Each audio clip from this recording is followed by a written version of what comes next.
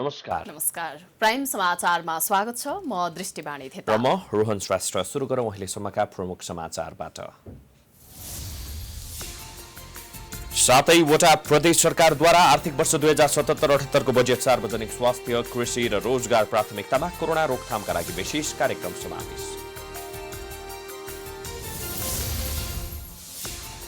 Corona संक्रमण अहिलेसम्मकै धेरै, एकै दिन 451 जना थपिएसँगै 6200 नाग्यो। बिरामी व्यवस्थापनमा कठिनाई उत्पन्न भएको भन्दै समिति गठन। कैलालीमा क्वारेन्टिनभित्रै महिलाको बलात्कार भएपछि सुरक्षा व्यवस्थामाथि नै गम्भीर प्रश्न। सरकारी संयन्त्र कमजोर बन्दा क्वारेन्टिनभित्रै संक्रमणको जोखिम उच्च।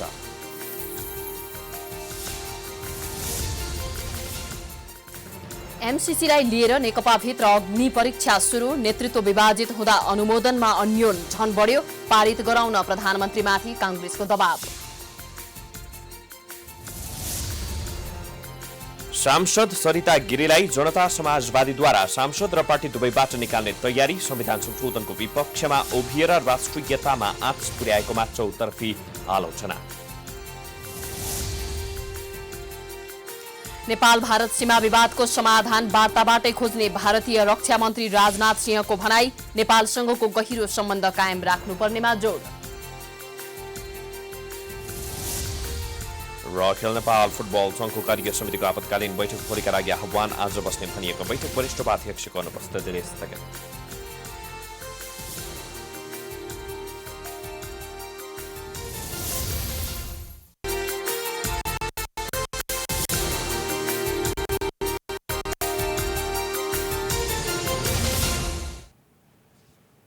अब समाचार विस्तारमा। आज 7वटै प्रदेशले आर्थिक वर्ष 2077-78 को बजेट सार्वजनिक गरेको छ। प्रदेश सरकारले सार्वजनिक गरेको बजेटमा स्वास्थ्य, कृषि, पर्यटन लगायतका क्षेत्रलाई प्राथमिकतामा राखेका छन्। प्रदेश सरकारले आगामी आर्थिक वर्ष 2077-78 का लागि रु 33 अर्ब 74 करोड बजेट विनियोजन गरेको छ, जस अनुसार पुँजीगततर्फ 19 अर्ब 6 करोड 91 लाख 21 हजार, चालुतर्फ 11 अर्ब 67 करोड 57 लाख 32 हजार र वित्तीय हस्तान्तरणतर्फ 2 अर्ब 99 करोड 65 लाख बजेट विनियोजन गरिएको छ। विनियोजित चालू खर्च अन्तर्गत कोभिड-19 को रोकथाम, नियन्त्रण तथा उपचारका लागि 87 करोड 41 लाख, रोजगारीका लागि 2 अर्ब 58 करोड 26 लाख, अन्य कार्य तथा प्रशासनिक खर्च 8 अर्ब 51 करोड 90 लाख 32 हजार रहेको कर्णाली प्रदेश सरकारका आर्थिक मामिला तथा योजना मन्त्री प्रकाश ज्वालाले बताउनुभयो। आगामी आर्थिक वर्षमा प्रस्ताव गरिएका कार्यक्रम तथा आयोजना कार्यान्वयन गर्न रु 33 अर्ब 74 करोड 13 लाख 53 हजार विनियोजन गरेको छु। कुल विनियोजन मध्ये पुँजीगत खर्च रु 19 अर्ब 6 करोड 91 लाख 21 हजार अर्थात् 57%, चालू खर्च रु 11 अर्ब 67 करोड 57 लाख 32 हजार अर्थात् 34% र वित्तीय हस्तान्तरणतर्फ रु 2 अर्ब 49 करोड 65 लाख अर्थात् 9% विनियोजन गरे। उता प्रदेश 1 सरकारले आगामी आर्थिक वर्ष 2077-78 का लागि 40 अर्ब 89 करोड 99 लाख 47 हजार बजेट ल्याएको छ। कुल विनियोजन मध्ये चालुतर्फ 18 अर्ब 93 करोड 49 लाख 93 हजार अर्थात् 46.29% र पुँजीगततर्फ 21 अर्ब 92 करोड 50 लाख 4 हजार अर्थात् 53% रहेको छ। प्रदेशका आर्थिक मामिला तथा योजना मन्त्री इन्द्र आङबोले सोमबार प्रदेश सभा बैठकमा बजेट प्रस्तुत गर्दै वित्तीय व्यवस्थापनतर्फ 4 करोड र अन्तर सरकारी वित्तीय हस्तान्तरणका लागि 2 अर्ब 88 करोड 82 लाख 45 हजार विनियोजन गरिएको छ। बजेटमा कृषितर्फ 3 अर्ब 83 करोड 16 लाख बजेट विनियोजन भएको छ। आगामी वर्षका नीति तथा कार्यक्रमलाई कार्यान्वयन गर्न रु 40 अर्ब 89 करोड 99 लाख 47 हजार विनियोजन गरेको छु।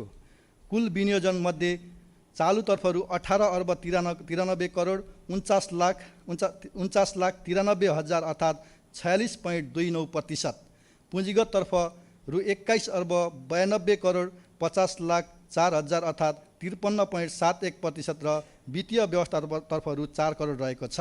अन्तर सरकारी वित्त हस्तान्तरणका लागि रु 2 अर्ब 88 करोड 82,45,000 विनियोजन गरेको छु।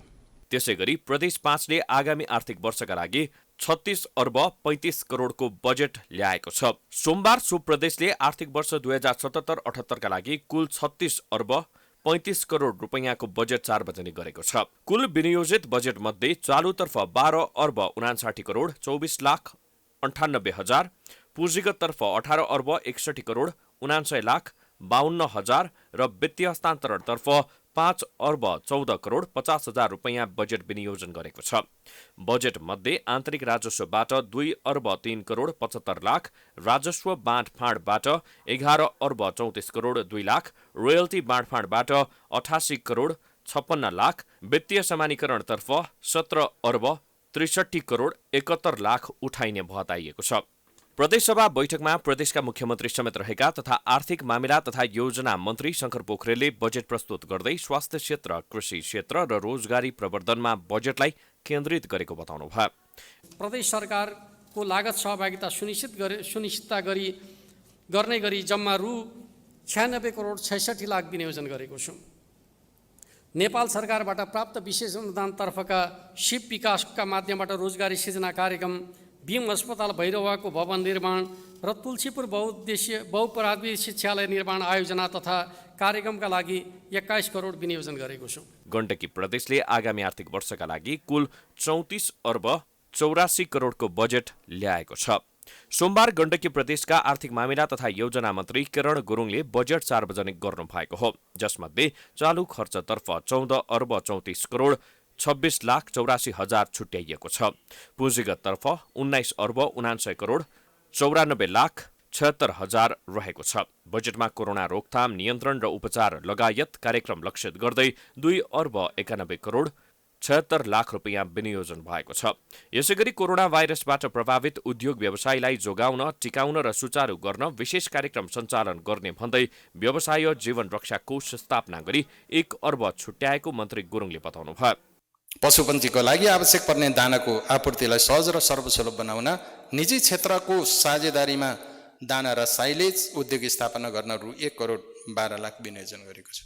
बजेट कार्यान्वयनमा अर्थात् खर्च क्षमतामा सुधार नल्याउने हो भने प्रदेश सरकारले आगामी आर्थिक वर्षका लागि प्रस्तुत गरेको बजेट पूर्णतः कार्यान्वयन हुनेमा शंका छ।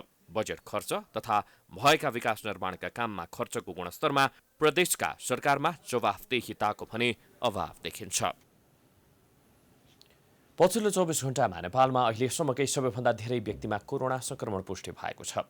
451 जना संक्रमित थपिएसँगै कुल संक्रमितको संख्या 3,200 नागेको छ। अहिलेसम्म 1,041 जना उपचारपछि निको भएका छन्। 24 घण्टामा थप 451 जनामा कोरोना भाइरस संक्रमण पुष्टि भएको छ। यो संख्या एकै दिनमा पुष्टि भएको अहिलेसम्मकै सबैभन्दा धेरै हो। नेपालमा कुल संक्रमितको संख्या 6,211 जना पुगेको छ। सोमबार थपिएका मध्ये 416 जना पुरुष र 35 जना महिला हुन्। म अब संक्रमित व्यक्तिहरूको विवरण बताउन चाहन्छु। नयाँ संक्रमितको संख्या 451 रहेको छ। त्यसमध्ये 35 जना महिला हुनुहुन्छ र 416 जना पुरुष। प्रादेशिक जनस्वास्थ्य प्रयोगशाला विराटनगरमा मोरङ जिल्लाको महिला 1 जना, नारायणी अस्पताल प्रयोगशाला वीरगञ्जमा पर्साको 1 जना महिला र 9 जना पुरुष र रौतहटको 1 जना पुरुष गरी 11 जना। कुल संक्रमित मध्ये 5,151 जना संक्रमितको आइसोलेसनमा उपचार हुँदैछ। स्वास्थ्य मन्त्रालयले स्वास्थ्य संस्थालाई कोभिड-19 का बिरामी व्यवस्थापन गर्न विभिन्न प्राविधिक कठिनाई उत्पन्न भएको जनाएको छ। समस्या समाधानका लागि एउटा चिकित्सकीय समिति बनाएको प्रवक्ता गौतमले जानकारी दिनुभयो। स्वास्थ्य संस्थालाई कोभिड-19 का बिरामी व्यवस्थापन गर्न विभिन्न प्राविधिक कठिनाइहरू भएका छन्। एक स्वास्थ्य संस्थाबाट अर्को संस्थामा प्रेषण तथा समन्वय गर्न निकै कठिन भएको छ। यस किसिमका स्वास्थ्य संस्था तथा स्वास्थ्यकर्मीहरूलाई पर्न जाने विविध समस्याहरूका सम्बन्धमा आवश्यक समन्वय र सहजीकरण गर्नका लागि स्वास्थ्य तथा जनसङ्ख्या मन्त्रालयले 24 घण्टा उपलब्ध हुने गरी र सहजीकरण गर्ने गरी वरिष्ठ स्वास्थ्य प्रशासक डाक्टर माधव प्रसाद लम्सालको संयोजकत्वमा एक चिकित्सकीय समिति बनाएको छ। अहिले देशैभरका 22वटा प्रयोगशालामा कोरोना भाइरस परीक्षण भइरहेको छ। अहिलेसम्म कुल संक्रमित मध्ये 19 जनाको मृत्यु भएको छ। त्यसैगरी अहिलेसम्म 1019 जना उपचारपछि निको भएर डिस्चार्ज भएका छन्। पछिल्लो 24 घण्टामा 700 महिला र 60 जना पुरुष गरी 67 जना डिस्चार्ज भएका हुन्। कुल डिस्चार्ज भएका मध्ये 937 जना पुरुष र 104 जना महिला रहेका छन्। नेपालको 73 जिल्लामा कोरोना संक्रमण देखिएको छ। नेपालमा अहिलेसम्म कुल 3,15,340 वटा कोरोना परीक्षण गरिएको छ। 1,38,683 वटा पीसीआर परीक्षण र 2,19,336 आरडीटी टेस्ट सम्पन्न भएको प्रवक्ता गौतमले जानकारी दिए।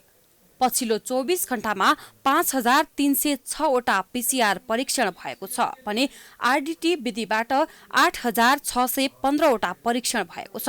दुवै विधि गरेर पछिल्लो 24 घण्टामा 26,609 वटा परीक्षण भएको छ। यो संख्या अघिल्लो दिनको तुलनामा थोरै हो। अहिले देशभरका क्वारेन्टिनमा 1,33,829 जना रहेका छन्। संक्रमितको संख्या 6,200 नागेसँगै पछिल्लो समय सम्भावित जोखिममा रहेका अथवा क्वारेन्टिनमा बसेकाहरूका पनि गुनासोहरू आएका छन्। अबको प्रसङ्ग अव्यवस्थित क्वारेन्टाइनको। कोरोना संक्रमणको जोखिममा रहेकालाई राख्न बनाइएको क्वारेन्टिनमा विभिन्न खाले समस्याहरू देखिएका छन्। खान बस्नको राम्रो व्यवस्था नहुनेदेखि बलात्कारका घटनासम्म हुन थालेपछि क्वारेन्टिनको सुरक्षामाथि गम्भीर प्रश्न उठेको छ। लम्कीचुहा नगरपालिका वडा नम्बर 1 स्थित शहीद स्मृति माविको क्वारेन्टाइनमा रहेकी 31 वर्षीय महिलाले शनिबार मध्यरातमा आफूमाथि सामूहिक बलात्कार भएको बताएकी छन्। 12 दिन अघि भारतको बेंगलोरबाट आएकी पीडित महिला अन्य साथीहरू परीक्षण गरेर घर गएपछि एक्लै भएकी थिइन्। एक्लै डर लाग्ने बताएकी उनलाई अर्को कोठामा सारियो। चुकुल नभएको कोठामा बसेकी उनीमाथि मध्यरातमा सामूहिक बलात्कार भयो। मलाई दाइ यस्तो नगर्नु, मलाई बचाउनु दाइ, मलाई अनि यस्तो व्यवहार नगर्नु। म किनकि आइ मान्छे म घर जान पाएको छैन, बाटोमै छु। मेरो बच्चा आउँछ, म बच्चासँग मिल्न पनि पाएको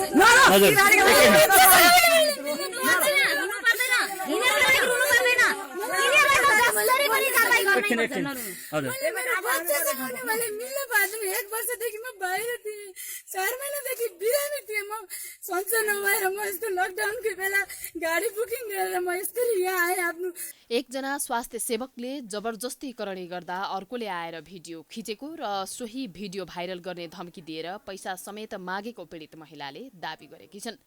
महिलामाथि भएको अमानवीय हरकतको घटना लुकाउन खोजिएको भन्दै स्थानीयवासीले ओडा कार्यालय तोडफोड समेत गरे। स्थानीयको आक्रोशसँगै बढेको दबावपछि अहिले प्रहरीले 3 जनालाई पक्राउ गरेको छ। क्वारेन्टिन भित्रै बलात्कारका घटना हुनुले सामाजिक विकृतिको पराकाष्ठा छत्ताछुल्ल त भएको छ नै, सरकारले बनाएका क्वारेन्टिनको असुरक्षामाथि पनि गम्भीर प्रश्न उठेको छ। यसअघि क्वारेन्टिन व्यवस्थित नभएको, कोरोना संक्रमण क्वारेन्टिनबाटै फैलिएको र क्वारेन्टिनमै बस्नेहरू भाग्नेदेखि आत्महत्या गर्ने सम्मका घटना भइसकेका छन्।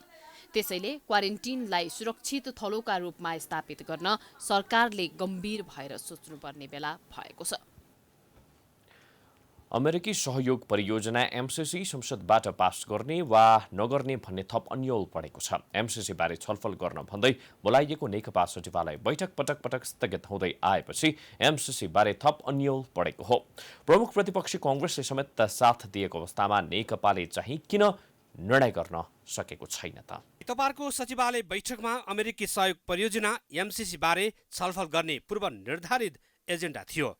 त्यसका लागि सचिवालय सदस्य बाहेक परराष्ट्र मन्त्री प्रदीप ग्यावाली, भीम रावल र अर्थमन्त्री युवराज खतिवडाले समेत बैठकमा बोलाइएको थियो। 4 बजेको लागि बोलाइएको सचिवालय बैठक 3 बजे मात्रै बैठक स्थगित गरेको सूचना सदस्यहरूलाई दिइएको थियो।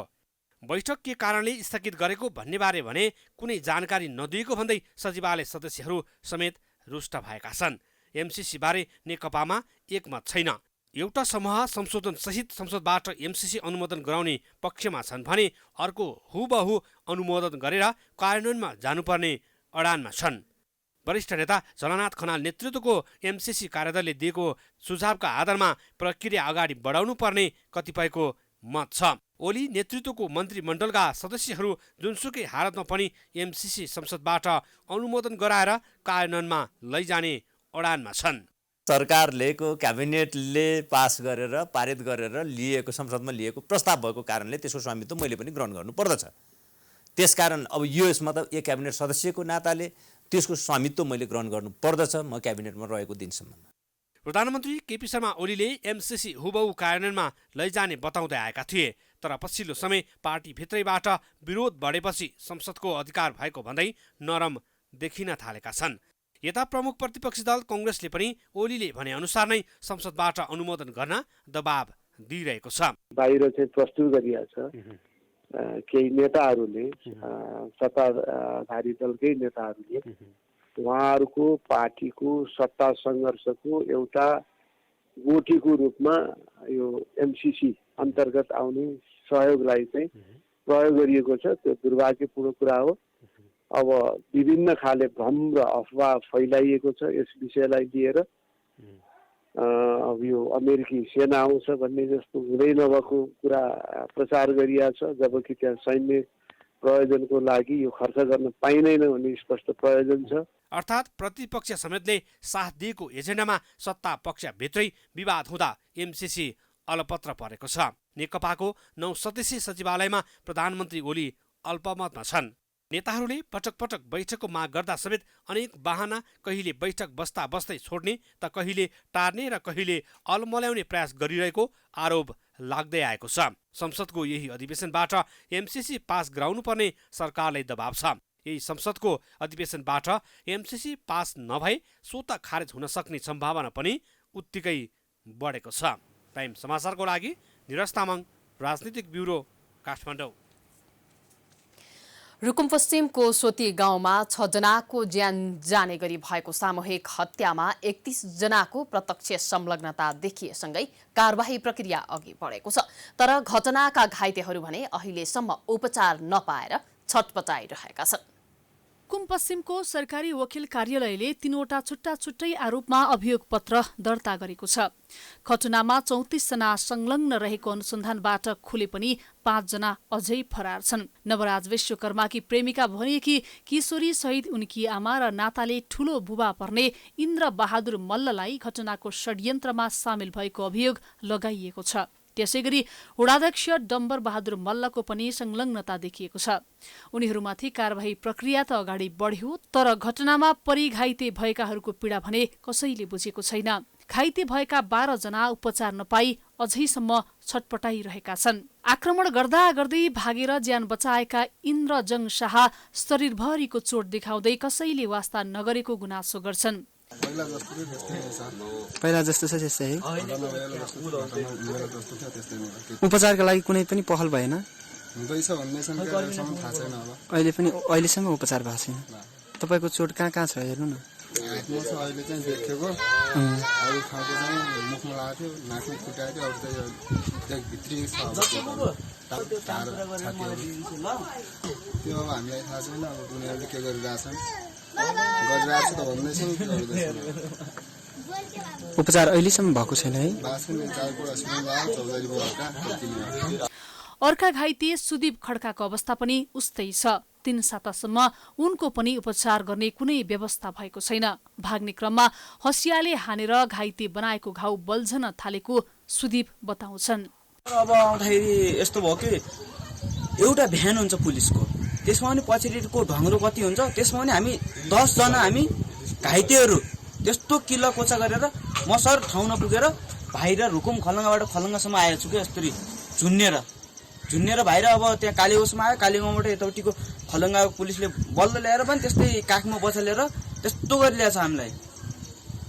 पुरै अब त्यस्तो व्यवस्था छैन। अब त्याउनु पुरो अब साथीहरूलाई अब त्यस्तै घाइते भनेको छ, कोचेछ, बेसै मारिन त्याउनु पुरो अलि व्यवस्था त हुनु पर्यो त सर। सोती घटना भएको 3 साता पुग्दा पनि उनीहरूको उपचारमा कसैले ध्यान दिएको छैन। उपचारको सिफारिस तथा समन्वय गर्ने निकाय समेत एक अर्कोलाई दोषी देखाउँदै पन्छिरहेका छन्। घाइतेहरू उपचार नपाएर छटपटाइरहँदा जाजरकोटका प्रमुख जिल्लाधिकारी भने बेखबर छन्। शरीरमा चोट भएका घाइते उपचारको पर्खाइमा रहे पनि प्रमुख जिल्लाधिकारी जनकराज पन्त अहिले यो विषयमा बोल्न नमिल्ने भन्दै तर्किन्छन्। होइन नबोल्नु भने होइन यहाँ आएर बोल्नु भनेर नि तपाईँहरू बोल्नु बोल्दै हिँड्नु कुरा भएर नि त नत्र 2 मिनेटको मात्रै बाइट दिनु छ सर। भयो भने बेलाउन केही छैन। नत्र भोलि आउँछु म। कति बेला हुन्छ सर तपाईँको समय? हजुर सर भोलि आएपछि हुन्छ। हेलो किन सुनिरहेको छैन फोन? हजुर सर आफ्नो आँखा अगाडि 6 जनाको हत्या गरेको त्यो दृश्य अनि आफूमाथि गरिएको आक्रमणको घाउ जसले उनीहरूलाई पीडा दिइरहेको छ। घटनाको राष्ट्रिय मात्र होइन अन्तर्राष्ट्रिय क्षेत्रमा समेत आलोचना भयो। तर घाइतेको उपचारका लागि सरकारले कुनै चासो नदिएको भन्दै उनीहरू गुनासो गरिरहेका छन्।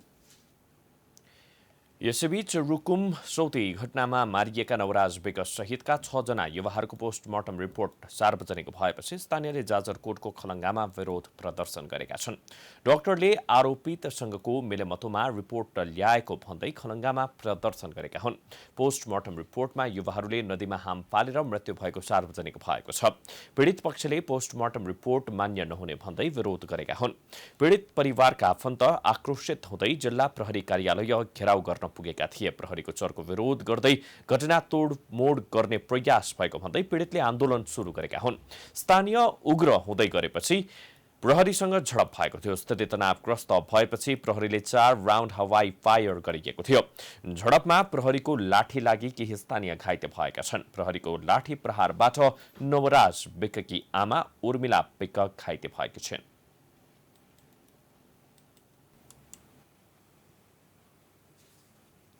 पटक पटक विवादमा मुछिएकी सांसद सरिता गिरीलाई जनता समाजवादी पार्टीले सांसद र पार्टी दुवैबाट निकाल्ने भएको छ।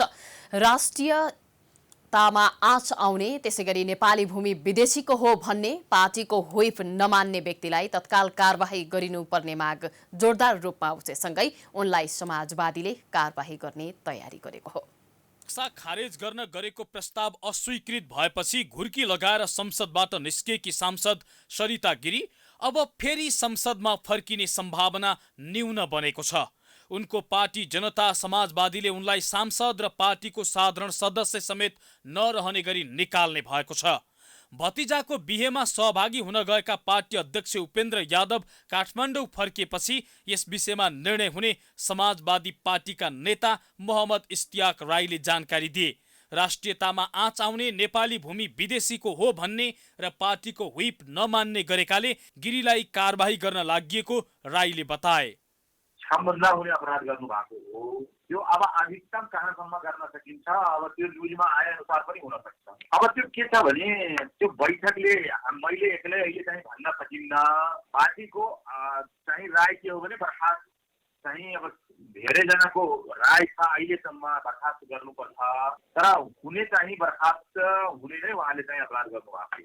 लिम्पियाधुरा सहितको क्षेत्र समेटेर नेपालको नयाँ नक्सा जारी गरेपछि आपत्ति जनाउँदै आएकी नेत्री गिरीले सोही बमोजिम गर्न लागिएको संविधान संशोधनमा फरक मत राखेकी थिइन्।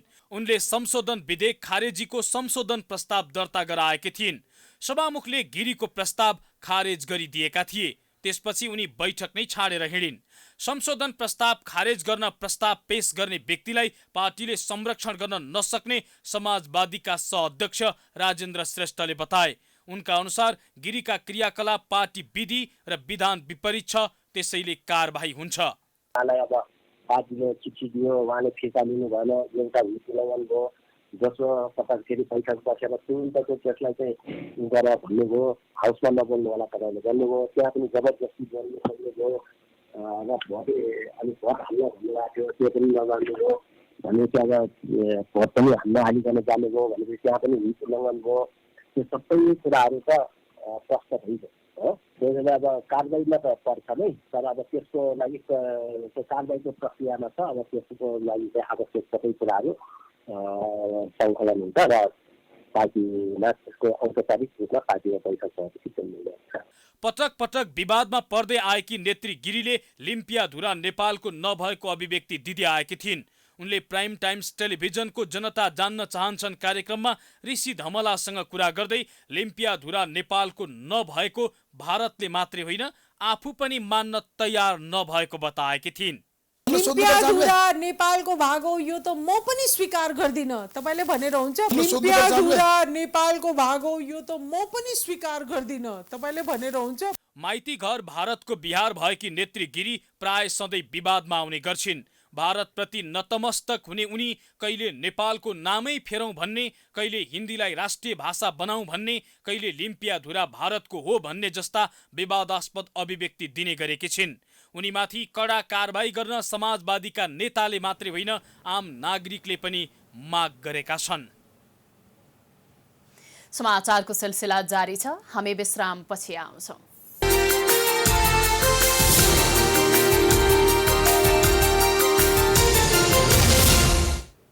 विश्रामपछि पुनः स्वागत छ। अब बाँकी प्रसङ्ग। प्रमुख प्रतिपक्षी नेपाली कांग्रेसले गठन गरेको कोभिड-19 अनुगमन समितिले आरडीटी परीक्षण बन्द गरेर पीसीआर परीक्षणलाई व्यापक रूपमा विस्तार गर्न सरकारसँग माग गरेको छ। सहमहामन्त्री प्रकाश शरण महतको संयोजकत्वमा गठन गरिएको अनुगमन समितिले पीसीआर परीक्षण नगरी क्वारेन्टिनमा रहेका नागरिकलाई घर नपठाउन पनि सरकारसँग आग्रह गरेको हो। अनुगमन समितिले सोमबार प्रेस विज्ञप्ति जारी गरेर असुरक्षित क्वारेन्टिनहरू बन्द गरी सुरक्षित र मापदण्ड अनुकूलका क्वारेन्टिनहरूको व्यवस्था गर्न सरकारको ध्यान आकर्षण गराएको हो। खाद्यान्न र न्यूनतम आमदानीको अभावबाट गुज्रिरहेका नागरिकका लागि न्यूनतम आवश्यकता पूर्ति गर्न जीवन निर्वाह गर्ने आर्थिक प्याकेजको व्यवस्था गर्न समितिले सरकारको ध्यान आकर्षण गराइएको समिति संयोजक तथा सहमहामन्त्री महतले बताउनुभयो। महतले सरकार बेलायमा सचेत नभएका कारण मुलुकमा कोरोना संक्रमण फैलिएको आरोप लगाउनुभयो। नेपाली नागरिकहरू भारतीय नाकामा आफ्नै खर्चले हिँडिकन नाकामा आइसके त्यही बेला भित्र चाहिँ पसौँ, भित्र व्यवस्थापन गरौँ भनेको तपाईँहरूले सुन्नु भएन। त्यो बेला सङ्क्रमित थिएनन् ती नागरिकहरू, नेपाली नागरिकहरू। भारतमै पनि त्यो सङ्क्रमण विस्तार भइसकेका थिएन, सीमित ठाउँमा पनि थियो, नेपालीहरू कोही पनि सङ्क्रमित थिएन। त्यस बेला प्रवेश गर्न दिएको भए नेपालमा यस्तो खाले सङ्क्रमण अहिले विस्तार हुँदैन थियो। महतले कोभिड-19 संक्रमणको व्यवस्थापनका सन्दर्भमा सरकारले 10 अर्ब खर्च देखाएको र सरकारी निकायहरूबाट अलग अलग तथ्याङ्क आएको प्रति चासो देखाउँदै यसको स्वतन्त्र र निष्पक्ष छानबिन गर्न माग गर्नु भएको छ।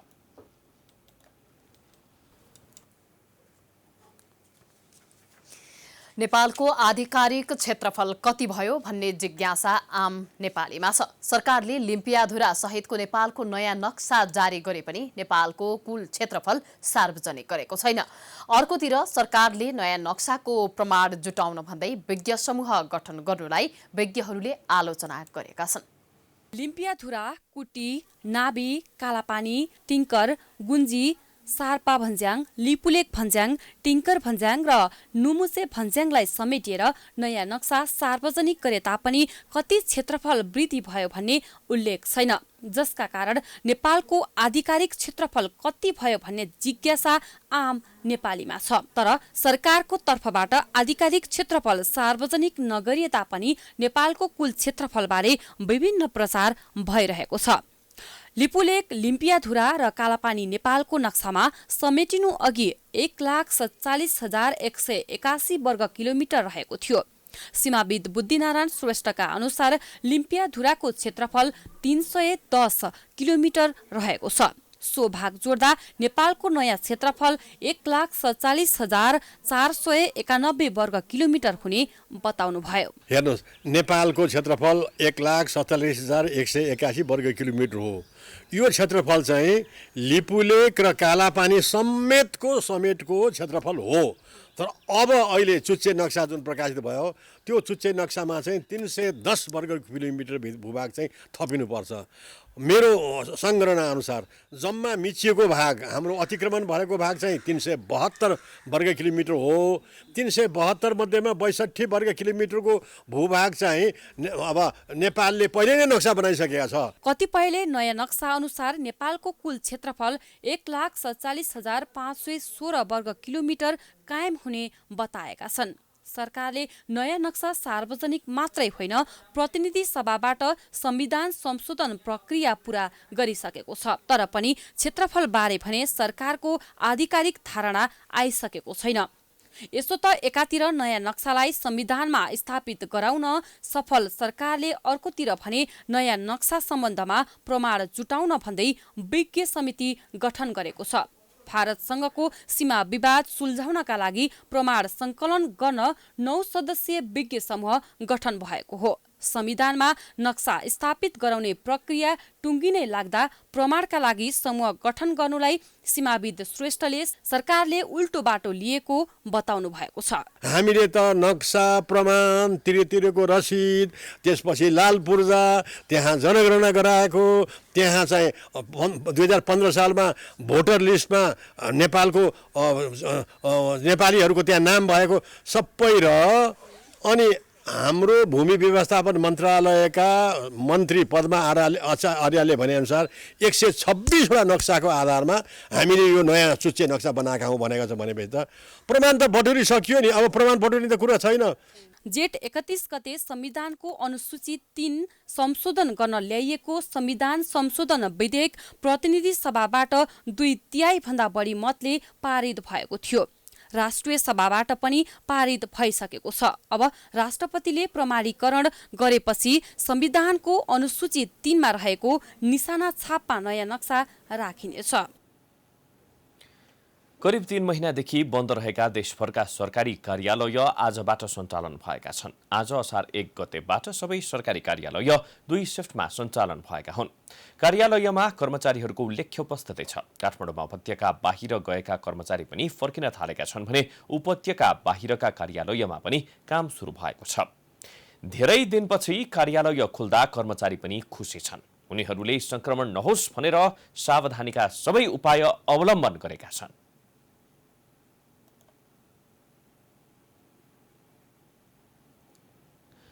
कार्यालय खुलेसँगै सेवाग्राहीको पनि चाप बढ्न थालेको छ। पहिलो दिन सेवाग्राहीको संख्या केही न्यून भए पनि बिस्तारै चाप बढ्ने देखिन्छ। यसअघि लकडाउनका बीचमा केन्द्रीय निकायका रूपमा रहेका मन्त्रालय र केही अत्यावश्यकीय सेवा दिने कार्यालय मात्रै सञ्चालनमा थिए।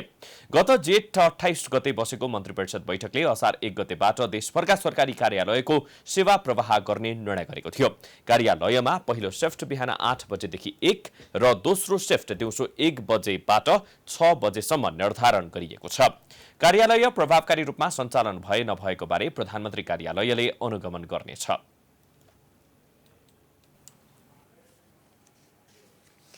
सरकारले लकडाउनको मोडालिटी परिवर्तन गर्दै खुकुलो बनाउने निर्णय गरेसँगै विभिन्न नीति अवलम्बन त गर्यो, तर यो पारदर्शी नभएको कारण आम नागरिक समस्यामा परेका छन्। स्वास्थ्य सुरक्षाका मापदण्डहरू पालना गरेर कृषि, उद्योग, व्यापार, बैंक तथा वित्तीय संस्था, सहकारी र बीमा सेवा सञ्चालनमा ल्याएसँगै नागरिक सोमबार आफ्नो काममा निस्किए, तर अधिकांश प्रहरीको कारबाहीमा परेका छन्। काभ्रे मण्डन देउपुर 4 का रामचन्द्र बजगाई उनी विगत 2 वर्षदेखि भाडामा ट्याक्सी चलाएर परिवार पाल्दै आएका छन्। लामो समयको लकडाउनपछि अलि खुकुलो भएको थाहा पाएर यात्रु खोज्दै सडकमा निस्किए। उनलाई थाहा नै थिएन कि अति आवश्यक र पास नभएका सवारी चलाउन पाइँदैन भनेर। उनलाई यति मात्र थाहा थियो उनको ट्याक्सी नम्बर बिजोर थियो। आज बिजोरको पालो भनेर उनी सडकमा निस्किए, तर कारबाहीमा परे। सरकारले निर्णय गरेको छ अरे भाडा गाडीहरू पनि चल्न पाउने छ भन्ने कुरा सुनेर नै निकालेको हो। पाइन्छ होला आजबाट चाहिँ जोर बिजोर प्रणालीमा भनेर सुनेर आफ्नो गाडी अब आज 1 गते बिजोर नम्बर नै थियो, त्यो भएको हुनाले मैले निकाले हो। सरकारको निर्णय अब कहिले के आउँछ अब यो जनतालाई झुक्क्याउने काम मात्र भइरहेछ। 3 महिना बन्द भइसक्यो, 3 महिना गाडी थन्किसक्यो, अब कताबाट कमाउने कताबाट खाने। उनी मात्र होइन, अर्का ट्याक्सी चालक निरकुमार कार्कीको पनि पीडा उस्तै छ। नियम राम्रोसँग नबुझ्दा उनी पनि कारबाहीमा परे। त्यो मलाई थाहै भएन। त्यो थाहा भएको भए म गाडी ननिकाल्ने, ट्याक्सी चलाउन नपाउने भनेर त्यो मलाई थाहा भएन। अनि मैले त्यतिकै निकालेँ। हिजोदेखि नै मेरो टिप थियो, हिजोदेखि फोन थियो। अब अरू बेला पनि मेरो ट्याक्सीमा चढ्थ्यो, मेरो पुरानो कस्टमर उनीहरू। अनि ल हुन्छ भोलिबाट खोल्ने भएको छ, अब दियो भने जाउँला नि बिहान भनेको थिएँ। अनि बिहान उहाँबाट 7 बजी हिँडेँ होइन। अब उता पेप्सीको लागि पनि रोकेन मलाई, कोरेसन रोकेन, आउनु दियो। अब मलाई यहाँ रोकेर राखिदियो गाडी। त्यस्तै लामो समयको लकडाउनपछि खुकुलो भएसँगै राहत महसुस गरेका मजदुर पनि कारबाहीमा परेका छन्। सरकारको निर्णय पारदर्शी नभएको कारण कुनै न कुनै बहानामा आफूहरूले सधैँ समस्या भोग्नु परेको उनको गुनासो छ। जमिका मन लाग्यो लगभग 2-3 वर्ष भयो। सर मलाई थाहा थिएन, छोड्दैन उहाँ पुग्नुपर्छ। अब खाना नि खाएको छैन, पैसा नि बोकेर आएन, चाँखु पुग्नुपर्छ। अब यो थाहा नभएको चिज पनि अलिकति भयो होइन। ललितपुरको भैँसेपाटीमा डेरा गरी बसेका हेटौडाका बुद्ध लोप्चन पनि कार्यालय जान निस्किए। विगत 11 वर्षदेखि कमलपोखरी स्थित माछापुछ्रे बैंकमा काम गर्दै आएका उनी 9:30 कार्यालय उपस्थित हुनुपर्ने हुन्छ। तर लोप्चन पनि प्रहरीको कारबाहीमा परे। आज अफिस आउँदै थिए, बाटोमा रोकेर जोर बिजोरको प्रणाली लागू हो भनेर अब त्यो बाइकै यहाँ समातिरहेको छ। मेरो बाइक चाहिँ जोरै हो, अब के गर्ने बाध्य त छ म्याडम। अफिस पनि धाउनै पर्ने छ, पुग्नै पर्ने छ। अफिसले छुट्टी अब दिँदैन, कसरी आउनु। आजदेखि अब पुरै खुलिसक्यो अफिस। यसमा अब के भन्नु, खै अब यो के अब जोर बिजोर प्रणाली लागू गर्नु भएन कि अफिस बन्द गरिदिनु पर्यो? यो अलिकति सहज लागेन म्याडम। आजदेखि अब पुरै अफिस लाग्ने भनिरहेको छ, हाम्रो फुल लागिरहेको हुन्छ। यसरी विभिन्न कामका लागि निस्किएका धेरै नागरिकहरू सोमबार कारबाहीमा परेका छन्। धेरैलाई थाहा नै छैन के गर्न पाइन्छ के गर्न पाइँदैन भनेर। तर सर्वसाधारणले नियम थाहा थिएन भनेर कुनै पनि कसुरमा छुट पाउँदैनन्। त्यसैले आफू पनि सचेत हुन जरुरी छ। क्यामेरामा सञ्जित गोपालीको साथमा रितासमा मुखिया, काठमाडौँ। नेपाली कांग्रेसको भ्रातृ संगठन नेपाल विद्यार्थी संघले कोरोना रोकथाम तथा नियन्त्रणमा सरकारले गरेको खर्च पारदर्शी हुनुपर्ने माग राख्दै काठमाडौँमा विरोध प्रदर्शन गरेको छ। नेभी संघले सोमबार कोरोना नियन्त्रणका लागि भएको खर्च पारदर्शी नदेखिएको भन्दै पारदर्शी ढंगबाट सार्वजनिक गरिनुपर्ने माग राख्दै काठमाडौँको बानेश्वरमा प्रदर्शन गरेको हो। त्यस्तै उनीहरूले कोरोना जाँचका लागि PCR विधिबाट भरपर्दो र सहज बनाउनु पर्ने, क्वारेन्टिनको अवस्था सुधार हुनुपर्ने लगायतका माग पनि राखेका छन्। नेभी संघका महामन्त्री मनोज वैद्यले कोरोना नियन्त्रण र रोकथामका लागि राज्यलाई आफ्नो दायित्व पूरा गराउन ध्यानाकर्षण गराउन विरोध गरेको बताउनु भयो। उहाँले कोरोना नियन्त्रण र रोकथामका लागि भएको खर्चको पारदर्शी रूपले सार्वजनिक गर्नुपर्ने र कसैले पनि कोरोनाको नाममा भ्रष्टाचार गर्न नपाउने उहाँको भनाइ छ। दायित्व थियो, त्यो दायित्वबाट राज्य भाग्न खोजेको कारणले गर्दा त्यसको लागि आम नेपाली विद्यार्थी र नेपाली जनताको राख्नुभएको कुरालाई नेपाली विद्यार्थी केन्द्र समितिले सरकारको विरुद्ध आज आन्दोलन गर्यो। केन्द्र समितिको निर्णय के हो भने हामीले गरेको कुरा राज्यको दायित्वको कुरा हो, PCR चेक गर्ने र क्वारेन्टाइन व्यवस्थित गरेर त्यहाँको शान्ति सुरक्षा व्यवस्था गर्ने। एउटा चेलीबेटी हाम्रै दिदीबहिनी चाहिँ त्यस्तो अभद्र व्यवहार भइरहेको अवस्था छ, राज्य निरीह छ। नेभी संघका कार्यकर्ताले सरकार 10 अर्बको हिसाब खोइ जस्तो प्ले कार्ड बोकेर प्रदर्शन गरेका थिए। नेभी संघले अध्यक्ष राजीव ढुङ्गाना सहित केन्द्रीय पदाधिकारीको उपस्थितिमा सडक प्रदर्शन गरेको हो।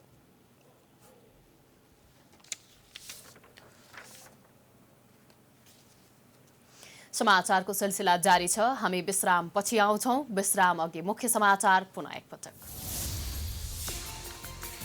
7वटा प्रदेश सरकारद्वारा आर्थिक वर्ष 2077-78 को बजेट सार्वजनिक, स्वास्थ्य, कृषि र रोजगार प्राथमिकतामा कोरोना रोकथामका लागि विशेष कार्यक्रम समावेश।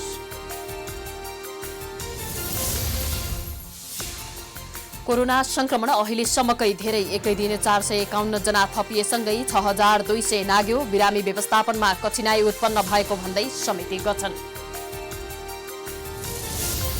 कैलालीमा क्वारेन्टिनभित्रै महिलाको बलात्कार भएपछि सुरक्षा व्यवस्थामाथि नै गम्भीर प्रश्न। सरकारी संयन्त्र कमजोर बन्दा क्वारेन्टिनभित्रै संक्रमणको जोखिम उच्च।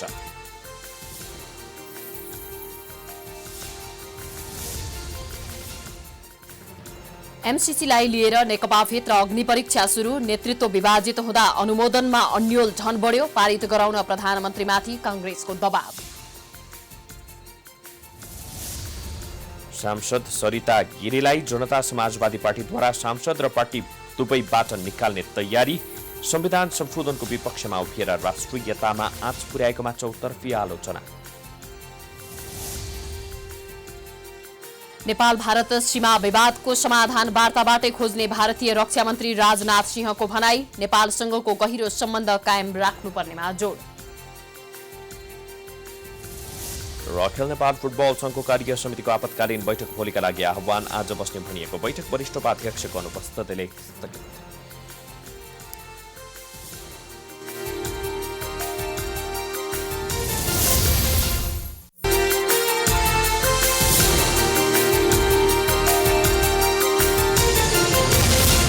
विश्रामपछि स्वागत छ। अब आर्थिक समाचार।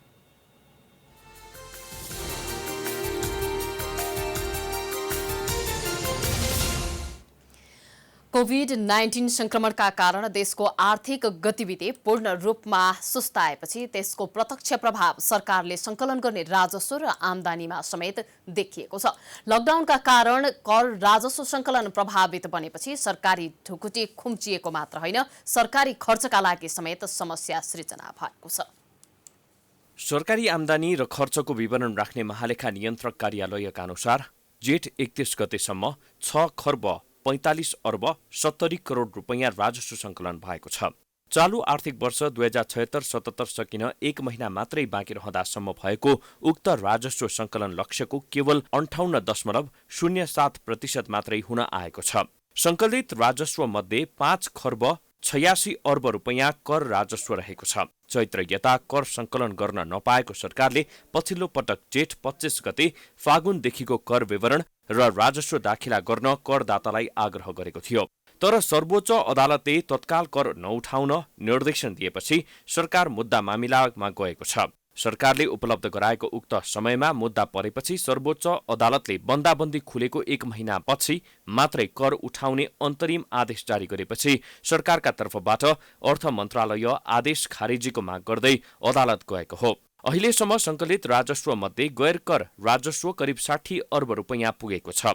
अनुदान बापत सरकारले 10 अर्ब 49 करोड रुपैयाँ प्राप्त गरेको छ। त्यस्तै अन्य प्राप्ति बापत 44 अर्ब 66 करोड रुपैयाँ सरकारको आमदानीमा देखिएको छ। यसैबीच अर्थमन्त्री डाक्टर युवराज खतिवड़ाले हालका दिनमा सरकारको दैनिक खर्च राजस्वले धान्न नसक्ने अवस्थामा पुगेको समेत बताएका छन्। अर्थमन्त्री खतिवड़ाले सरकारको खर्च मासिक 40 अर्ब र आमदानी 15 अर्ब रुपैयाँ रहेको तथ्याङ्क पेश गर्दै खर्च व्यवस्थापन गर्न नसकिएको बताएका हुन्। अहिले हामीले दैनिक जति राजस्व उठाउँछौँ त्यो राजस्वले हाम्रो दैनिक खर्च धान्ने स्थिति छैन। मैले जेठ महिनाको मोटामोटी आकलन गर्दै गर्दा हाम्रो मासिक 40 अर्ब अनिवार्य दायित्वमा खर्च हुन्छ र मासिक रूपमा भन्सारबाट औसत 15 अर्ब जति उठ्छ र केही अर्ब रुपियाँ आन्तरिक राजस्वबाट उठ्छ, जसले गर्दाखेरि हामी चालु खर्चलाई अनिवार्य दायित्वलाई पूरा गर्नलाई हामीले थप प्रयास गर्नुपर्ने भएको छ। यसरी दैनिक खर्च पनि धान्न नसक्ने अवस्था आएपछि सरकारकै राजस्वलाई रकमान्तर गरी बनाइएका कतिपय कोषको रकम समेत सरकारले चलाउन थालेको छ। महालेखा नियन्त्रक कार्यालयको दैनिक बजेटरी विवरण अनुसार जेठ 31 गतेसम्म सरकारको कुल आमदानी भन्दा खर्च बढी देखिएको छ।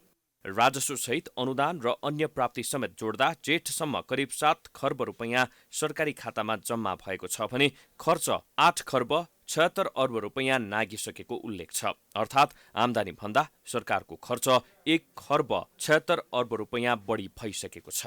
अर्थात् आमदानी भन्दा सरकारको खर्च 1 खर्ब 76 अर्ब रुपैयाँ बढी भइसकेको छ। प्राइम टाइम्स टेलिभिजनका लागि रोशन कार्कीको रिपोर्ट। सर्वोच्च अदालतले गत साता लकडाउनको अवधिभित्रै कर सङ्कलन नगराउनु भन्ने आदेशका विरुद्धमा अर्थ मन्त्रालयले दर्ता गराइएको निवेदन सोमबार अदालतले खारेज गरिदिएको छ। सो भ्याकेन्ट निवेदन खारेजसँगै अदालतले सरकारले आगामी साउन महिनाको तेस्रो साता यता कर उठाउन नपाउने समेत आदेश दिएको छ। सर्वोच्चले लकडाउन समाप्त भएको 30 दिनपछि मात्रै कर उठाउन आदेश दिएका कारण यस्तो अवस्था आएको हो। सरकारले 11 चैत्रदेखि लकडाउन जारी गरेपछि चैत्र मसान्तमा तिर्नुपर्ने कर 1 महिनाको लागि म्याद सारेको थियो। तर लकडाउन बढ्दै गएपछि कर तिर्ने समय थप हुँदै आएको थियो। यही अवस्थामा सरकारले जेठ 25 गतेभित्रमा कर तिर्न सार्वजनिक सूचना प्रकाशित गरेको थियो। सरकारको यस्तो सूचनाको सर्वत्र विरोध भएपछि कर तिर्ने समय असार 7 गतेसम्म बढाइएको थियो। सर्वोच्चबाट यस्तो आदेश जारी भएपछि अर्थमन्त्री डाक्टर युवराज खतिवड़ाले सरकारको आम्दानीले नियमित खर्च धान्न नसक्ने अवस्था आएको बताउँदै आएका छन्।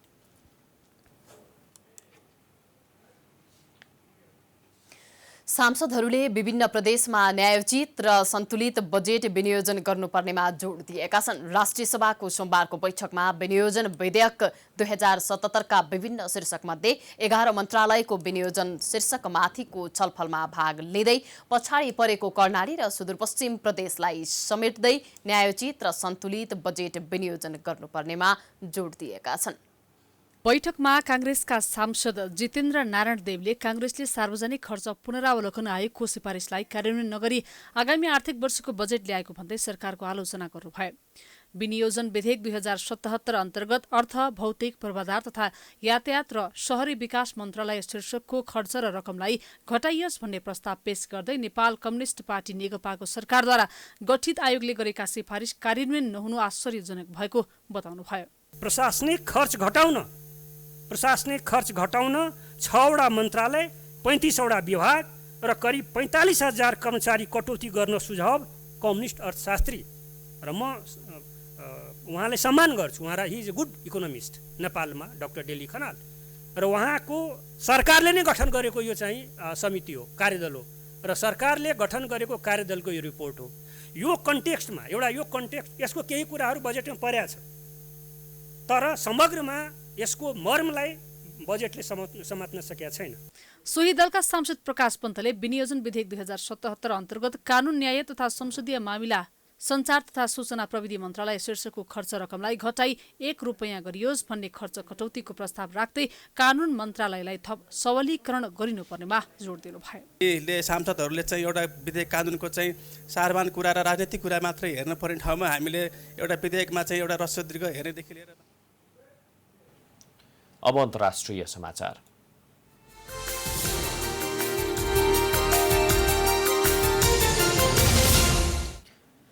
भारतीय रक्षा मन्त्री राजनाथ सिंहले नेपाल भारत सीमा विवादको समाधान वार्ताबाटै खोज्ने बताएका छन्। भारतीय जनता पार्टीका उत्तराखण्डका कार्यकर्तालाई जनसंवाद कार्यक्रम अन्तर्गत सम्बोधन गर्दै रक्षा मन्त्री सिंहले भारत नेपालको बीचमा रोटी बेटीको सम्बन्ध रहेको र यसलाई कसैले तोड्न नसक्ने बताएका छन्। उनले लिपुलेखबाट धारचुला जोड्ने सडकलाई लिएर नेपालमा केही गलत बुझाइ भए त्यसलाई संवादबाटै हल गरिने पनि बताएका छन्।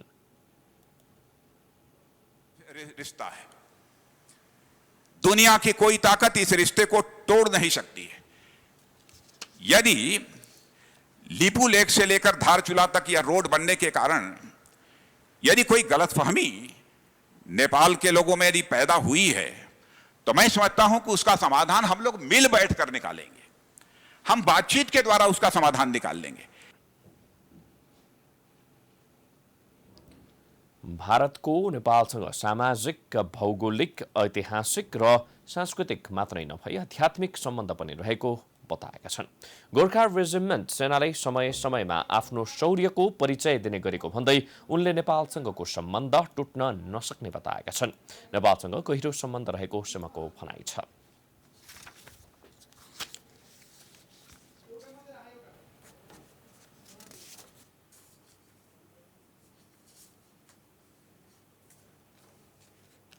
अब खेलकुद समाचार।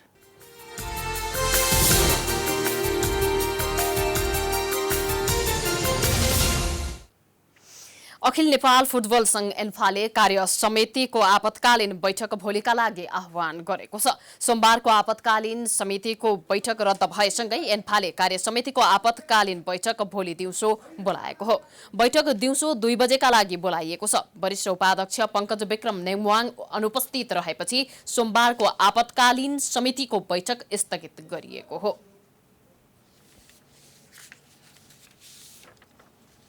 यो सँगै हामी समाचारको अन्त्यमा आइपुगेका छौं। जाँदा जाँदै प्रमुख समाचार पुनः एकपटक।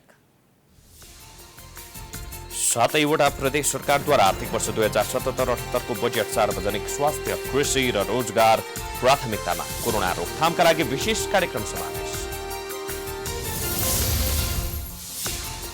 कोरोना संक्रमण अहिलेसम्मकै धेरै, एकै दिन 451 जना थपिएसँगै 6200 नाग्यो। बिरामी व्यवस्थापनमा कठिनाई उत्पन्न भएको भन्दै समिति गठन। कैलालीमा क्वारेन्टिनभित्रै महिलाको बलात्कार भएपछि सुरक्षा व्यवस्था माथि नै गम्भीर प्रश्न। सरकारी संयन्त्र कमजोर बन्दा क्वारेन्टिनभित्रै संक्रमणको जोखिम हुन्छ।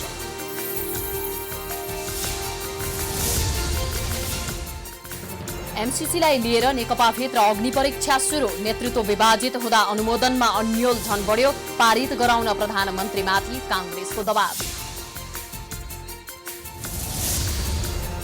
सांसद सरिता गिरीलाई जनता समाजवादी पार्टीद्वारा सांसद र पार्टी दुवैबाट निकाल्ने तयारी। संविधान संशोधनको विपक्षमा उभिएर राष्ट्रियतामा आँच पुर्याएकोमा चौतर्फी आलोचना।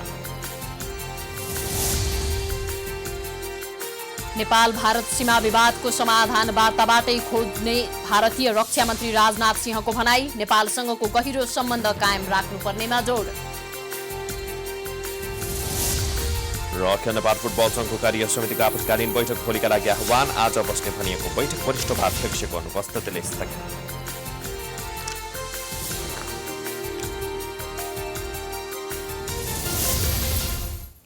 समाचार अहिलेलाई सकियो। यसपछिको प्रस्तुति जनता जान्न चाहन्छन् ऋषि धमलाको साथ। हेर्दै गर्नुहोला प्राइम टाइम्स टेलिभिजन। नमस्कार।